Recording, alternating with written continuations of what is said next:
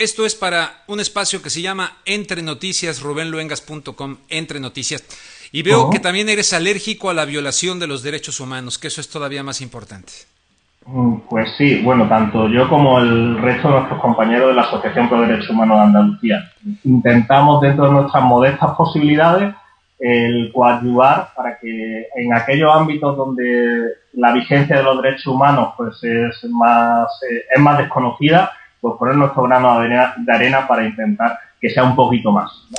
Oye, Real ese reconocimiento. Oye, recientemente vimos imágenes, yo no sé qué tanto acá en el continente americano, yo lo difundí en mi página, etcétera, pero vimos imágenes dramáticas de estos de subsaharianos que lograron brincar esa triple malla en Melilla y la Guardia Civil española arrojándoles gas pimienta y se desató todo un debate, pero más allá del hecho en sí, ustedes como organización de derechos humanos, ¿cómo se paran ante este fenómeno de Melilla en el norte de África, de Marruecos y esta ciudad española en el norte de África? ¿Cómo nos puedes plantear este problema que ustedes enfrentan allá? Bueno, pues es que primero debemos partir, como acaba de adelantar, de la peculiaridad geográfica tanto de la ciudad autónoma de Melilla como la de Ceuta, que son, para lo mejor seguramente muchos de tus oyentes no lo conocen, son ciudades que están bajo soberanía española, pero que están en el norte de África, ¿no? Entonces, eso determina que su peculiar situación geográfica le haga objetivo migratorio pues de gran parte de los migrantes subsaharianos que tratan de llegar a Europa por la frontera sur que es España, ¿no? Y esa peculiaridad geográfica hace que sea la única frontera terrestre que tiene Europa con África. Y eso determina, pues, no solo la peculiaridad que sea objetivo, sino la peculiaridad de cómo se gestionan esas fronteras. Y desgraciadamente, solo podemos decir y tenemos que reconocer que la gestión de esa frontera, el objetivo de un respeto de los derechos fundamentales de esas personas queda pues, no precisamente en el top de las preocupaciones de las autoridades, tanto españolas como de la Unión Europea. Bueno, pero entonces, haciéndole aquí del abogado del diablo, contrario a lo que tú dices, ¿no? Digo, no es mi postura, pero la mayoría de los medios españoles manejan que ahí vienen estas hordas, esta invasión, y sin embargo, alguna vez leí en un medio que se llama solidaridad.net que dice que no es cierto, que no son hordas, que no hay una invasión masiva. ¿Cuál es la verdad? La verdad es que la vía de entrada terrestre, Ceuta y Melilla, realmente numéricamente se puede considerar casi despreciable. O sea, estamos hablando de el año pasado, que supuestamente fue un año como de mucha afluencia, estamos hablando de no llegar a 5.000 personas. Eso es una gota en el océano de los flujos migratorios. La realidad es que las migraciones por vías regulares, a España en particular, a la Unión Europea en general, las vías de entrada son los aeropuertos. Esa es la vía. O sea, el principal porcentaje de personas que entran de forma irregular, tanto España como la Unión Europea, son aquellas personas que vienen de países con exención de visado o países que exigen visado de turista y ellos lo consiguen. Entran en irregularidad cuando transcurren los 90 días que le permite esa exención de visado o ese visado de turista y no se marchan a su país de origen. Esa es la principal vía de entrada irregular. La vía tanto marítima a través de embarcaciones irregulares como el intento de entrada a través de Ceuta y Melilla prácticamente casi es despreciable numéricamente hablando. Lo único que ocurre, como se dice por aquí, que se matan moscas a cañonazos. O sea, que los medios que se utilizan para reprimir ese flujo migratorio no tan relevante son auténticamente brutales, no tienen otra definición. Y entonces ustedes como Asociación Pro Derechos Humanos de Andalucía, ¿qué piden? ¿Qué piden a las autoridades españolas, al gobierno? ¿Y qué opinan del comportamiento de la Guardia Civil Española en esa zona? Bueno, ¿qué pedimos? Inicialmente que cumplan la legalidad vigente, porque el problema que estamos observando en los últimos tiempos, casi llevamos 30 años de historia de este tipo de historias, de esta forma de gestión fronteriza tanto en Ceuta y Melilla. El problema es que no se está respetando ni la legislación española ni la legislación de la Unión Europea en esa gestión de fronteras. Toda persona que pone pie en suelo español o en suelo de la Unión Europea tiene que ser entrando por vía irregular. Hablamos de las imágenes a las que te has referido antes. Una persona subsahariana que salta la valla y pone pie en suelo español, que es suelo de la Unión Europea. Esa persona tiene que someterse a un procedimiento administrativo a la hora de proceder a su devolución, que incluye la asistencia legal, la asistencia de traductor si no conoce castellano, el que se le informe de la posibilidad que tiene de solicitar asilo si viene de un país del que se pueda considerar que corre en peligro sus derechos fundamentales, tiene que haber una resolución administrativa y tiene que haber posibilidad de recurrir esa resolución administrativa. Y eso tanto lo establece la legislación española como la legislación de la Unión Europea, a la cual está sometido también el Estado español. El problema está que es que a esa persona que atraviesa la valla se está obviando todo ese procedimiento y se está abriendo una puerta de servicio en la valla y se le está entregando a las fuerzas marroquíes sin mayor tramo. Eso ya, estamos en un marco de gestión de fronteras que incumple la legalidad vigente. Y eso, cuando nos situamos en el ámbito de la ilegalidad, el siguiente paso para vulnerar derechos ya fundamentales más, que más tocan el nervio de la dignidad humana, como puede ser la propia vida o la integridad física, hay un pequeño paso nada más.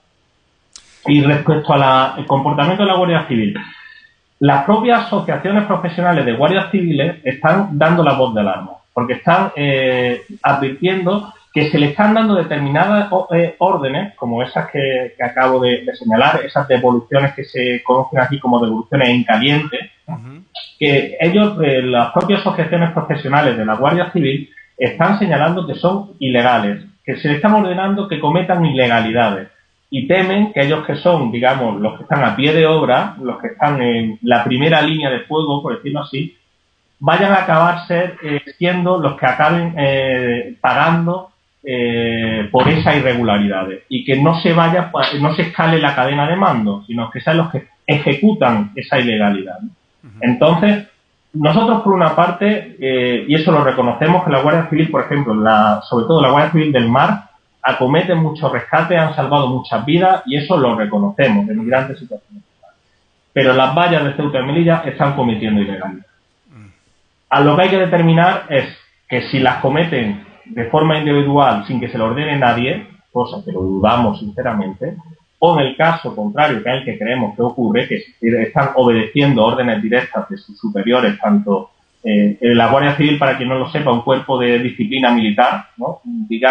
Lo más parecido que puede haber en Estados Unidos podría ser la Guardia Nacional. La Guardia Civil es un cuerpo entre policial y militar. Entonces, ahí tiene una escala jerárquica o están recibiendo órdenes de sus superiores militares o de sus superiores políticos, ¿no? Eso es lo que creemos que está ocurriendo. Y entonces, no queremos cargar las tintas quienes están ejecutando esas órdenes, aunque también tiene su parte de responsabilidad, sino que entendemos que es necesario escalar hacia arriba y determinar y depurar responsabilidades, ¿no? Tanto los responsables directos militares de la Guardia Civil como políticos. Te quería preguntar, Carlos, no sé qué tanto conozcas el fenómeno migratorio acá en los Estados Unidos, pues ahora sí que de la frontera con México hacia gran parte de Centroamérica y otros países, pero mi pregunta es, ¿encuentras algún paralelismo entre lo que ocurre allá para entrar a España y a la Comunidad Económica Europea y acá también de sur a norte hacia los Estados Unidos y cada vez más también hacia Canadá? Estructuralmente hablando, ¿hay paralelismos? Sí, sobre todo desde luego conozco mucho más los flujos migratorios subsaharianos, ¿no? Pero sí que he tenido la oportunidad de estar en algunos países centroamericanos, como puede ser Costa Rica, Guatemala, y sí que tiene el paralelismo y el punto en común son las gravísimas vulneraciones de derechos humanos que sufre la persona que sale de Bolivia, que sale de Colombia, que sale de Panamá e inicia el camino hacia arriba, como la que sale desde Senegal, la que sale de Burkina Faso, la que sale de República Democrática del Congo y se dirige hacia el norte, en este caso para Europa. La vulneración de derechos fundamentales es paralela y siempre igualmente por pluralidad de actores, esa violación de derechos humanos. tanto actores públicos, policiales en muchos casos, como actores privados, tanto las conocidas como mafias, ¿no? que trafican con personas, o incluso pues delincuencia común que se aprovecha la situación de vulnerabilidad de los migrantes, ¿no? En ese sentido sí que entendemos que hay un paralelismo, y por lo que, digamos, con los colegas americanos con los que intercambiamos, sí que también hay un paralelismo en que las políticas de gestión de fronteras y de gestión de flujos migratorios siempre ponen en el primer punto de mira la cuestión de la seguridad, la cuestión de la represión de los flujos migratorios por vías irregulares, y el respeto de los derechos fundamentales queda siempre en un segundo plano. Entendemos que ahí sí que hay dos paralelismos. Bueno, yo acá digo en los medios de comunicación que lo ideal sería atacar estos problemas en su raíz y no en sus efectos. Acá se está peleando por una reforma migratoria, qué bueno, es necesaria, es muy importante, pero a fin de cuentas no se está atacando el problema de raíz, que desde mi punto de vista es estructural, global, y desde mi punto de vista tiene mucho que ver en el aumento de la migración ahora con el llamado neoliberalismo. ¿Ustedes cómo ven la raíz estructural del problema desde allá? Bueno, digamos que compartimos absolutamente tu reflexión, ¿no? Y tanto, digamos, el patio, como se llama, el patio trasero de Estados Unidos, esto es África, el patio trasero de la Unión Europea, ¿no? Entonces hay determinadas políticas económicas y geopolíticas en general, económicas, de seguridad, con muchas vertientes, que implementa la Unión Europea hacia el continente africano, que son auténticos generadores de flujos migratorios hacia el norte. Aquí en Europa se habla mucho del efecto llamada, ¿viste? Porque claro, las condiciones de vida de la Unión Europea pues son como, en fin, como eso, que generan un efecto llamada atrayente de las poblaciones africanas. Nosotros hablamos del efecto expulsión, que aquí no estamos hablando de un efecto, por supuesto, unas condiciones de vida, pero es que determinadas políticas, en este caso europeas hacia África, también norteamericanas, también de China, ¿no? Hacia África, están generando condiciones de vida indignas en los países del África subsahariana. Y eso crea un efecto expulsión de la población de sitios donde realmente se están creando condiciones de vida no soportables por una persona media, ¿no? Entonces, un ejemplo muy claro, Senegal, tradicionalmente su población vivía de la pesca. Frente a las costas de Senegal había unos bancos pesqueros riquísimos, pero muy ricos. El gobierno senegalés llegó a determinados acuerdos con la Unión Europea, por la cual vendió los derechos de pesca que tradicionalmente explotaban sus pescadores a países a la Unión Europea y a estados concretos de la Unión Europea. Uno de ellos muy destacado es España, porque España es también un país de mucha tradición de pesca.